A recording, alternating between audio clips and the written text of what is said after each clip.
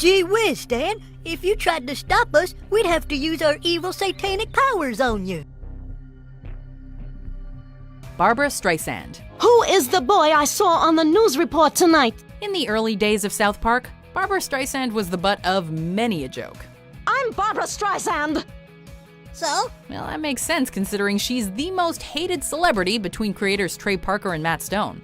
Described as a, quote, calculating, egotistical, female dog, the singer does everything in her power to obtain the triangle of Zinthar, going so far as to torture the boys. If you'll come with me in my car, I'll take you up to my condo where I'll kill you. Once she completes the Diamond of Pantheus, she becomes Mecha Streisand. She's one of the more psychotic villains on this list, not to mention one of the most powerful. Make it go away! I hate Barbara Streisand! I hate her! Number 9, Saddam Hussein. Hey, that looks like Saddam Hussein!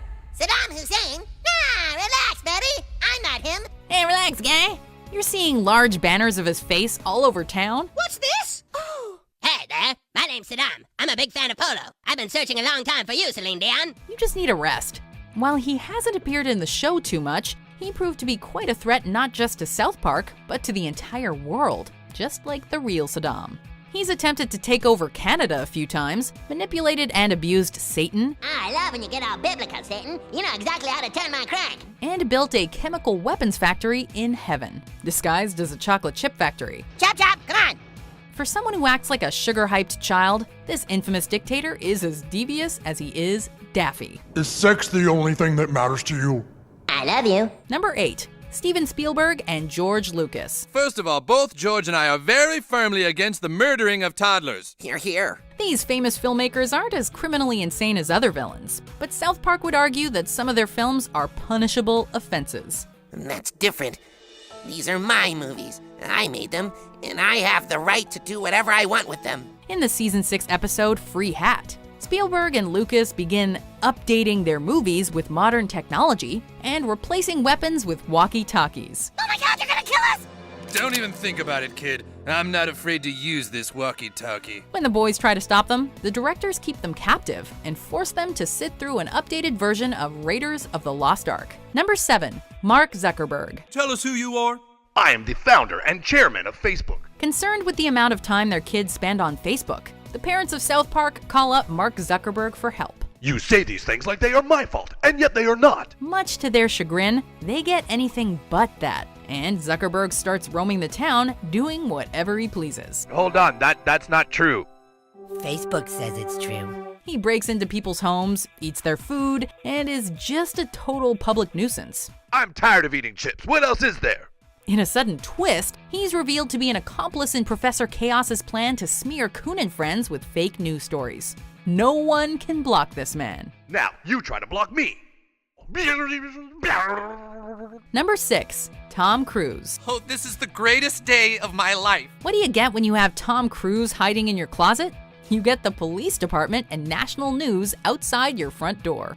When Scientologists regard Stan as a reincarnated L. Ron Hubbard, Tom Cruise waits in Stan's bedroom to meet his idol. However, Cruise is quickly disappointed when Stan says Leonardo DiCaprio is a better actor than him, resulting in Cruise sulking in Stan's closet. Tom Cruise locked himself in my closet and he won't come out. It isn't until Stan speaks against Scientology that Cruise comes out, with R. Kelly and John Travolta, and threatens to sue. Tom Cruise and John Travolta don't come out of the closet. I'm gonna cap this bitch. 2 later episodes see Cruise trying to become immune to ridicule, but he should have learned by now that no celebrity is safe in South Park. No longer will they make snide remarks about whoever they want. Number 5, Scott Tenorman. Hello? Scott Tenorman? What do you want? How do you trick somebody into buying pubes? You would actually tell your mom that you were stupid enough to pay for my pubes? I don't think so. We aren't sure either, but Scott Tenorman managed to do it to none other than Eric Cartman. Scott isn't satisfied with just saying, haha, tricked you, as he proceeds to humiliate and torment Cartman even more. Not only does he end up stealing more money from Cartman, but he also shows the town a video of Cartman begging on his knees and calling himself a piggy. I'm a little piggy, here's my snack. Oink, oink, oink, oink. As witty and intimidating as Scott can be, there's no worse humiliation than being tricked into eating a bowl of chili made from your own parents. Wait, what? I made you eat your parents. Number 4. Mel Gibson. Yes? After watching The Passion of the Christ, Stan and Kenny head to Mel Gibson's to demand a refund. We saw your movie, The Passion, and we didn't like it, so can we have our money back, please? If only they knew about the lunacy that would follow. When asked for a refund, Gibson quickly refuses, with some not-so-subtle hints that he likes being tortured. When the boys steal their money back and give change, Gibson goes a little, well, off the wall is putting it way too lightly. I just sure hope you don't use those whips over there on the wall. He ends up chasing the boys all the way back to South Park in a tanker from Mad Max 2. Oh, you've got to be shitting me. Dude, if you're going that far to get $18 back, you must be crazy. And the relentless masochism is just the icing on the cake. Dude, what's wrong with him? He's cuckoo, dude. He's absolutely out of his mind. Number 3, PC Principal. Woo, woo, woo! You hear that? That's the sound of 2015 pulling you over, people. Suck it. All right, everyone, listen up. Serving as the embodiment of political correctness, PC Principal has become a character both loved and hated.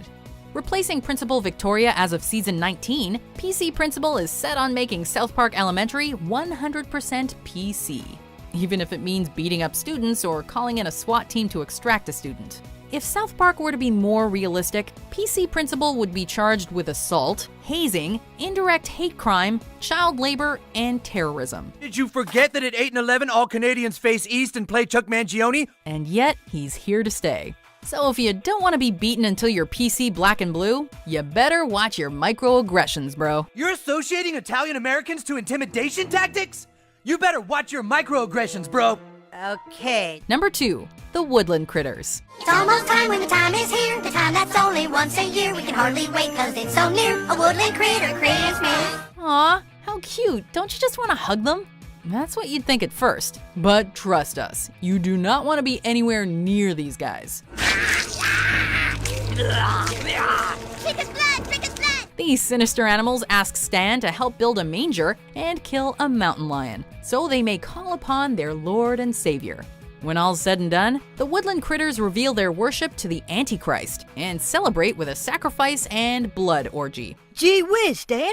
If you tried to stop us, we'd have to use our evil satanic powers on you. Censor bars ready, they are deceitful, perverted, and downright sick in the head.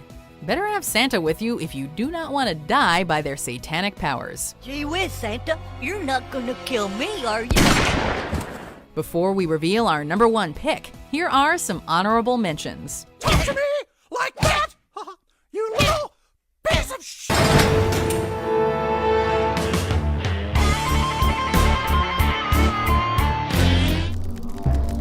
Crab people.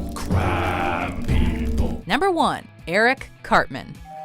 Mom, answer the door! Any fan of this show will tell you that this fat brat is the most sadistic, manipulative, self-centered, sociopathic character in the entire franchise. He might be stupid enough to buy pubes, but do not underestimate him. Because unlike you guys, I just got my first pubes. Cartman will do just about anything to get what he wants, whether it's for getting even with somebody or simply proving a point. Yes. He's done so many horrible things that we had enough material to make a top 10 out of it. So nice to see other Chinese people. As you can see, we are Chinese people ourselves. Ideally, Cartman would be the kid in class everyone would stay away from. This was a book I created all with my imagination. It's called Little Red Riding Cow. Contrary to that logic, the boys still hang out with him, as if he's never fed anybody their own parents before. Do you like it? Do you like it, Scott? I call it Mr. and Mrs. Tenorman chili. Did you enjoy this video? Check out these other clips from WatchMojo, and be sure to subscribe and ring the bell to be notified about our latest videos.